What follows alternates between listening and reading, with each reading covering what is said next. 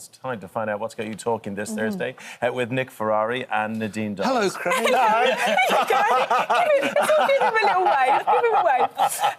Right, should we kick off? Now, the first one is they're quite stark figures here. Nearly a fifth of secondary school children have missed at least one day of school due to costs associated with education, like uniforms, travel and equipment, which is stark to read. That's 16% of pupils aged between 11 and 18.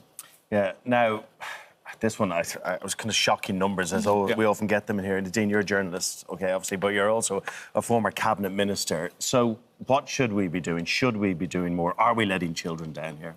So I'm not actually a journalist.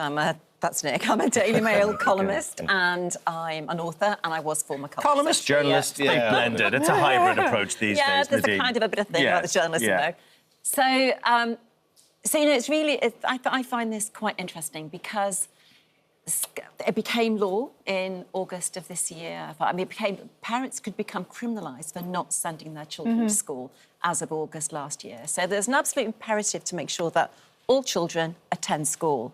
But there are many barriers to children attending school. The first one is the cost of a school uniform is an absolute kicker for a lot of parents. It is incredibly expensive. And we know, you know, how competitive it is amongst kids. We know the reason why they should have a school uniform. We don't want schools to be a fashion parade where the wealthier kids shame the poorer kids. But the big buzzword in education at the moment is emotionally based school avoidance. And that's where, you know, I was also former mental health minister, and that's where the emotional mental health issues play in. So, you know, the cost of school trips. Why do we even have school trips? What is the educational value? Why are we embarrassing children whose parents cannot afford to send them on a school trip? In case anyone noticed or hadn't noticed, we're in the middle of a cost of living crisis. The cost of everything from food to school uniforms is rising with inflation at 3.5% at the moment on a daily basis almost. So what we should be doing is removing those barriers in education which are facilitating this emotionally based school avoidance which children are experiencing. So school uniforms should be basic and they should be able for anyone to avoid them. School trips shouldn't really happen. What is the point of them? So we should be making it easier for kids to get into school so their parents don't end up with criminal records. I can feel Nick. Yeah. And we're both on the same side of the argument, usually. I don't know. These figures come from the Child Poverty Action Group. About 1 in 5 pupils aged 11 to 18 miss school once a week because they can't afford kit or outfits, and that almost doubles to those who are on free lunches. You're right. At least there's one point you made that made some sense, because as someone who served in cabinet, I was nervous that we wouldn't get one. The one that makes sense is that school uniforms should be very basic, and otherwise it will be a fashion parade. And also, I think being able to shop it where you want. Some schools stipulate that it has to be from this shop. Where you can get school uniforms now cost-effectively from supermarkets. Shirt, a grey sweater, a grey skirt, Tesco, or whatever. Asda. You know, where I take issue with you, former Secretary of State, is simply that I think school should not just be about sitting in class. I think, and I take on board the cost, but actually going to museums, going on school trips can unlock an interest in a young child that is really fruitful later on. Now, if there is a cost issue, tragically, if we come back to the Child Poverty Action Group, they're the ones who gave us the figures, if about 1 in 4 kiddies can't go on a school trip because they can't afford it, that's something we have to address. But the whole idea of school trips, I think, are incredibly Depends on the school trip, Nick, because in my school, and I went to a Sync secondary modern school in the centre of Liverpool, my school trip was to Chester Zoo once a year. There was nothing educational in that. However, it was being taken to the Everyman Theatre in Liverpool, which actually ignited my love of writing and the love of the theatre. So it depends. And museums, I agree with you, but so many school trips aren't about the education. Yes. They're about a jolly for the day to take the kids. And, you know, for kids who don't get to go anywhere, I also think, you know, that can be important. There are a lot of kids who spend... I've spoken to charitable organisations in my former roles who actually specialise in taking kids out of urban areas, urban poor areas, really important, into rural areas. But it's not necessarily the role of the school to do that. And if they're charging... Well, a lot of these charities do that, and there are many of them that do it, but... Just having imagine access kids to that, in the heart of Liverpool today Nick, being taken to a farm in Cheshire. Yeah, and they love it. Wonderful. But they shouldn't have to pay through the nose to do it. No, I'm on the same page. There's also an element of bonding in these trips as well, by the way. It goes beyond it. Snogging on the back seat of the bus? Bonding, that's what my school does. That's what my school hey, does that's how you bond. That's how you bond. That was just the teachers. Do you also, in terms of the equipment, that's really escalated now. Like, it's gone beyond a fountain pen and a calculator. We're talking like tablets, and people have, you know, learning from laptops, and the cost that is involved in that too. Like, it. And that is a real worry. To Nadine's point about school uniform, that is where it's the keeping up with, you know, the people. So this kid has got an amazing iPad. This kid, that is just wrong. And what the whole thrust of what we're talking about, all four of us, is the children who are left behind. Yeah. And all that's going to happen is the distance will get greater, their learning will get inferior, and these poor little souls won't have much of a life ahead of them. And that's what we all want to address, without doubt. We're going to continue this chat after the break, but this line really got me, and we should discuss this. Children receive free school meals who are more than twice as likely to be sent home from school for not having the right uniform as or kit as their peers. It takes a little bit of understanding from teachers that some kids need to be... sensitivity, and some kids need to be treated differently. So there's a human communication thing here as well that needs to change. But there also should be an acceptance of what the role of a school uniform is. And it's, you know, it is about setting standards. It is about compliance. It is about many things that children need to understand come with life. And we know in schools with a good school uniform policy where children adhere to it, standards of behaviour. We need to make this weather link. Yes, the first one here. This is an interesting big talking point, this one, Rush. Yeah, and I think a lot of people can empathise with this. Have you ever looked back on a photo of yourself and felt bad about your body? Well, Nick's laughing. I've never not. Well, journalist Elizabeth Day said that 4 years on, she still gets upset looking at the photos of her own wedding because of how she looked at the time, and it made her consider the weight loss jab, which is sad, isn't it? Looking back at such a special day, and of course she's going to have incredibly fond memories too, but looking back with kind of a poor body image of herself. Nadine, you said that's something that you can empathise with, that feeling. Yeah, sure. I mean, I lost 2 stone on Monjaro, and it was amazing. I have never felt better. I love the fact that I lost that 2 stone. But it did only just put my BMI just into the green zone. Right. I'm not even in the middle of the green zone.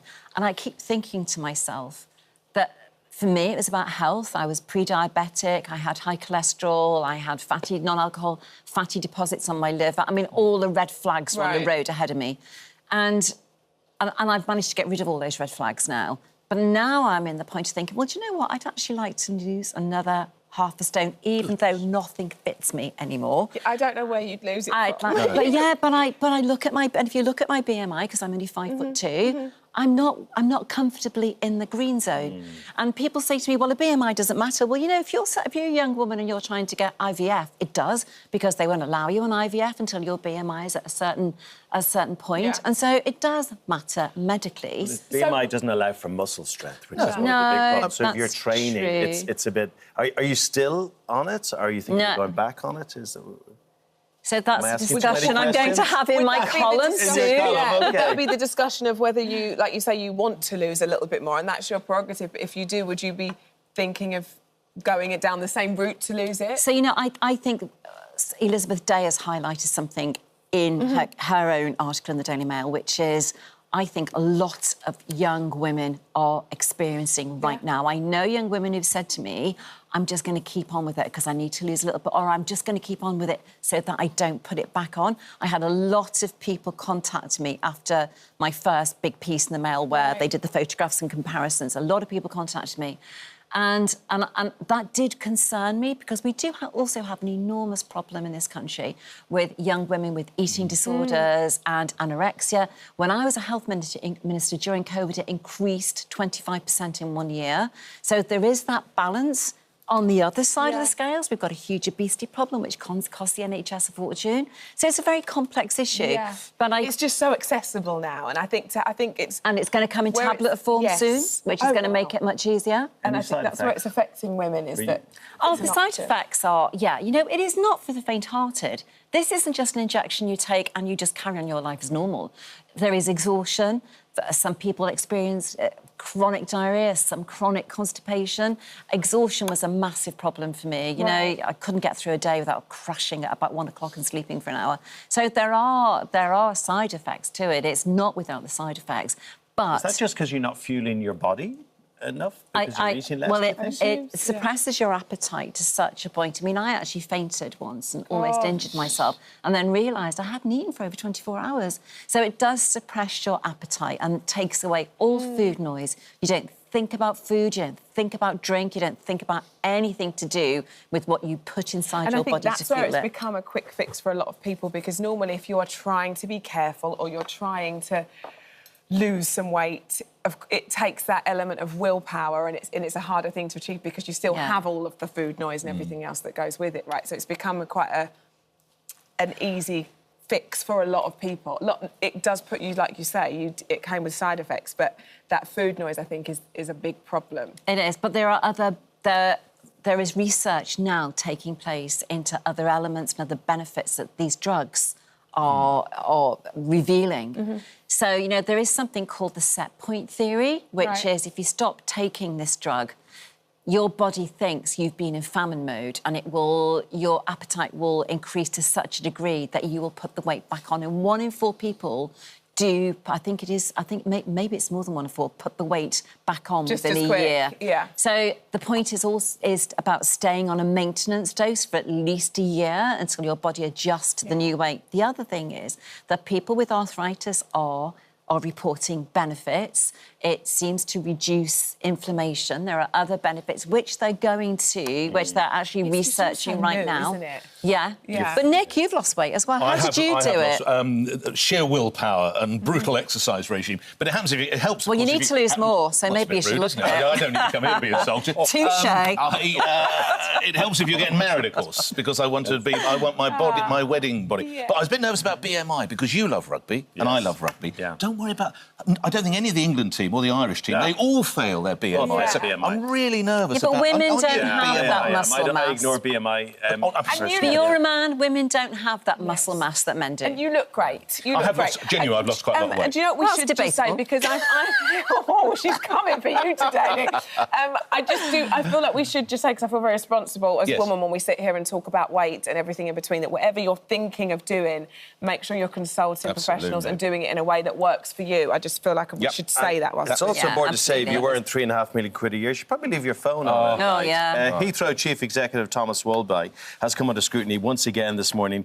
He missed calls and messages when Heathrow was in absolute chaos with the incident they had recently. His phone was on silent mode, Nick. Yes, I take you back to March. Around 250,000 people had their travel plans disrupted when the Heathrow Airport was closed down, unprecedented, after this huge fire. There's now an inquiry going on as to what happened. You can imagine the cost to the economy was absolutely huge. And we now know that Thomas Wolby, who is the chief executive, who I've christened on my show as the blackout bungler, he said at the time that his staff had worked as hard as they possibly could. Well, we now learn that this man, who, by the way, picked up £3.2 million last year, went to bed the night before with his phone on silent. So when effectively his chief operating officer, his deputy, is trying to ring him from about 11 o'clock at night, prior to 6 a.m. something when he wakes up, there are several missed calls. My point would be, I would imagine most of your viewers now, if I was to say to them, I will pay you £3.2 million a year, but would you possibly mind keeping your phone off silent through the night? I think most of your viewers would probably agree to that. This is an absolute dereliction of duty. You're quite passionate about this. Well, I just think, you know... When you're a journo, journalists keep their phones on. Your phone stays on. Politicians do. Yeah, I bet you did, yeah. My mother's See what call Poorest has done alarm, next. for instance, right? That number is programmed into my phone. I can have my phone on silent. Certain phones can come through. If you are in that position of power, surely you have a bat phone, a red phone. If something bad happens, you have that. I can't believe that's not in place. So whether that's his fault or somewhere else along the line's fault, but Nadine... Come on, when you were in office, you had to be on the phone. Absolutely. When I was in government, I was on the phone. My phone was on 24/7, and I was often, particularly during COVID. You know, one of my jobs during COVID was to actually purchase the vaccines. I couldn't do that until the stock markets are closed at the end of the day. I was frequently on call during the night and telephone during the night. There's 2 million vaccines available in India. Shall we buy them? You know, in the early hours of the morning, my phone never went off, and particularly when I was a culture secretary. So and I can tell you I was paid a lot less than that guy was paid. The fact that you would switch your phone off when you are paid £3.2 million a year is unbelievable. Of course, everyone's entitled to sleep. You can put your phone on silent, but everyone's got... I do it, do not disturb, and my mum could always reach me. And, you know, if you want your phone on silent, you'd have the numbers that could... Right, get through. Right? But, yeah, it does... Thankfully, these calls would have been rare. It doesn't happen very often. Yes. I mean, one thing still puzzles me. Why didn't they send someone round to knock on the door? Hey, Thomas, we have problems! Yeah, but where did he live? Isn't that the next question? Where did he live that they didn't send a motorbike round to do that? Yeah. Where? Somewhere. Does he got a house in France somewhere? Was that where he was? Why wasn't he? No, he was in London because he did go in. He was in London? Well, he was certainly in England. Let's say he was in England. Well, I'm sure his phone's on loud right now, though. It's probably buzzing quite heavily now. Exactly Put on ITV. Yes. Thank you both. Thank you. Thank you so much. Thank you. Thank you. Thanks, Greg. Thank you for visiting our This Morning YouTube channel. Now, we upload new content every day, so go ahead and hit that subscribe button so you don't miss out. And we'll see you in the morning.